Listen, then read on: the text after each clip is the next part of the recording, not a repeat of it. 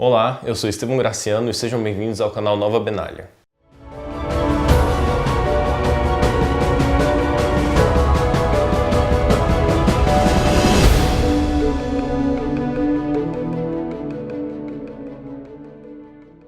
Hoje a gente vai estar começando aqui uma espécie de série que a gente vai estar falando sobre os sets que foram lançados e falando um pouco sobre como foi a influência deles no Modern, citando algumas cartas importantes aí que tiveram seu lançamento nesse set. E hoje, para começar, a gente vai falar um pouquinho sobre o bloco de Alara, né, que a gente teve aí fragmentos de Alara, Confluxo e Alara reunida.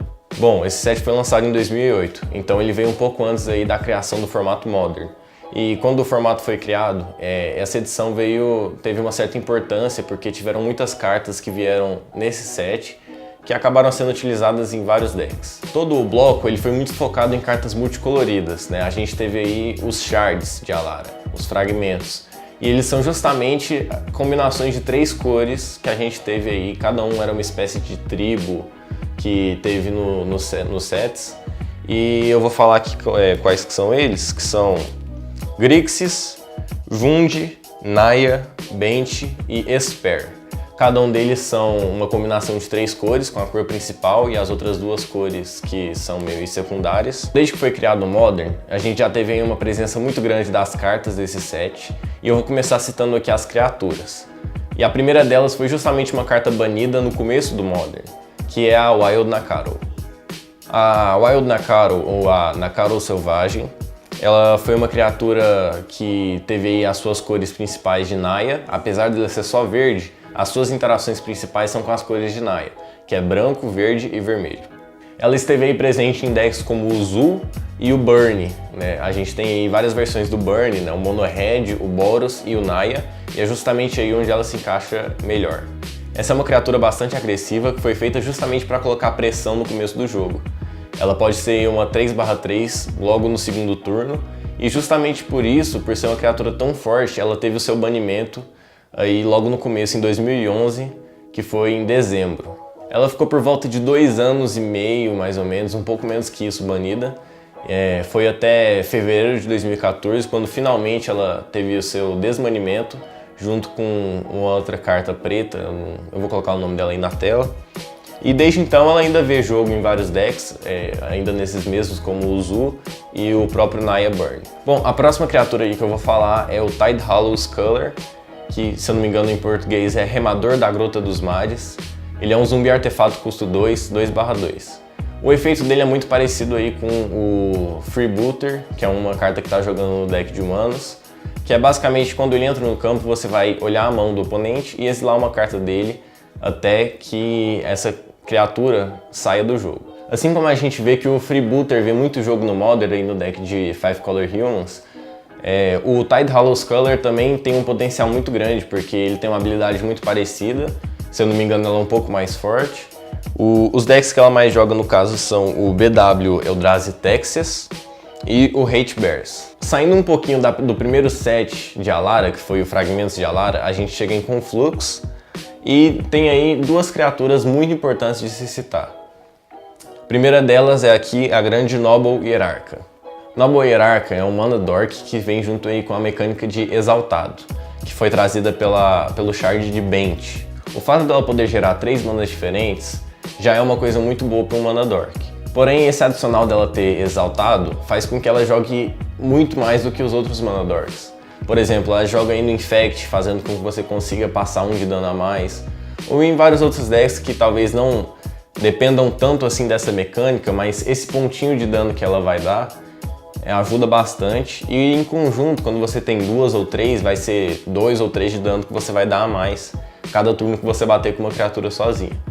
Então ela é uma criatura muito forte, que está presente em vários decks, e tem um preço um pouquinho elevado por causa disso, mas é uma criatura que vale muito a pena você ter, porque justamente pelos fatos da quantidade de decks que você vai poder encaixar ela. A segunda carta da edição de Conflux que eu vou citar é o Cavaleiro do Relicário.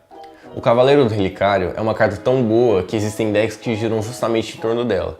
Por exemplo, aí a gente tem o combo do Relicário, que é junto com a carta retirada para Coral Helm, E também tem aí o deck GW Company, né, também conhecido como GW Velho, que foi criado pelo Todd Stevens. A gente tem vários decks que ele criou que essa carta participa.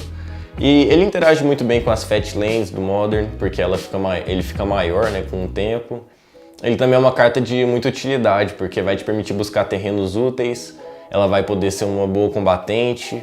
Então, por ser uma carta assim tão versátil, de baixo custo, né, o custo dela é de 3 manas, ela é uma carta que joga em vários decks e com certeza teve um impacto muito bom pro Modern. Saindo agora do set de Conflux, a gente chega no último set, que é Alara Reunida, né, ou Alara Reborn. Eu vou citar aqui 3 criaturas que foram muito importantes. A primeira delas é o Bloodbraid Elf, e ele também teve seu banimento aí, que aconteceu em janeiro de 2013 e terminou agora esse ano, né, em fevereiro de 2018. Ela é uma carta muito forte, pois veio com a mecânica de cascata. Se você não sabe como ela funciona, é basicamente assim. Quando você conjura ela, você vai começar a exilar as cartas do topo do seu deck até você achar uma carta que custe menos do que a carta que tem cascata. Por exemplo, o Bloodbraid Elf, ele tem custo 4. Então você vai exilar até você achar uma carta de custo 3 ou menos. E então você pode conjurar essa carta sem pagar seu custo de mana. Ou seja, você pode ir lançar o Bloodbraid Elf e acertar uma carta de custo 3 e conjurar ela sem pagar o custo. Então é uma carta que te permite gerar muito valor. Além disso, ela tem ímpeto, então ela vai descer e bater. Ou seja, é uma carta forte pra caramba, ela tem uma mecânica muito boa e ela apareceu principalmente no deck Jund, né, que tem as cores preto, verde e vermelho, e depois do seu desbanimento ela ainda continua vendo o jogo. A próxima carta da lista é o Mago Interferidor, né, o famoso Meddling Mage. O Mago Interferidor é uma carta que trabalha muito bem em conjunto com o Freebooter no deck de humanos, e mesmo fora desse deck ela ainda vê jogo porque ela atrapalha muito o seu oponente. Você vai poder nomear a carta principal do deck dele, e ele não vai poder jogar no caso, não vai poder conjurar essa mágica. Essa carta foi criada aí pelo Chris Pikula, eu não sei se o nome dele é esse mesmo, se assim pronuncia, mas enfim. Aí a gente tinha o Magic Invitational, que é basicamente um campeonato que eles chamam os jogadores e o melhor jogador, né, no caso o campeão, ele tem direito a poder fazer o design de uma carta. Então esse jogador aí, em 1999 para 2000, né, que foi nessa season que ele ganhou, ele cria essa carta, né, o Mago Interferidor. E ela foi printada em Shards of Alara, no caso Alara Reborn, e desde então ela vê bastante jogo porque é realmente uma carta bem forte. Por último, eu gostaria aqui de citar uma carta que é de sideboard, a criatura Quasali Pridemate.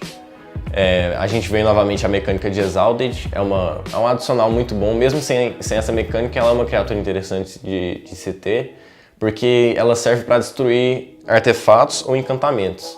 Então por isso que ela entra muito no sideboard. Bom, e acho que as cartas principais em questão de criaturas são essas. Tem mais outras aqui que eu gostaria de citar. A primeira delas é Canonista Heterólatra, eu não tenho certeza se a pronúncia é assim. Ela vê muito jogo no Legacy.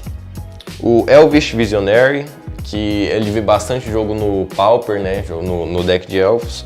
Não tenho certeza se a lista de Modern roda ele, eu acho que é bem provável porque o efeito dela é muito boa. E também o Cavaleiro da Orquídea Branca, que eu já cheguei a ver algumas listas usarem ele. É uma carta interessante, eu acho que se eu não me engano teve uma lista de tribal de cavaleiros que jogava tanto com o Cavaleiro do Relicário quanto com ele. É uma carta forte também, boa, uma carta interessante. Bom, pro vídeo de hoje é isso, a gente comentou um pouco sobre as criaturas do bloco e no próximo a gente vai estar aí falando sobre as magias instantâneas e os feitiços. Eu espero que vocês tenham gostado do vídeo, você pode deixar aí seu comentário falando o que você achou, falando de alguma criatura que eu possa ter esquecido. Deixe aí sua curtida caso você tenha gostado. E também você pode se inscrever para apoiar o canal, tá aí acompanhando os vídeos novos, né? A gente ainda vai ter aí mais o resto dessa série. Vamos ter unboxing, gameplays. Então fiquem acompanhando. Muito obrigado para você que acompanhou o vídeo até aqui e até a próxima.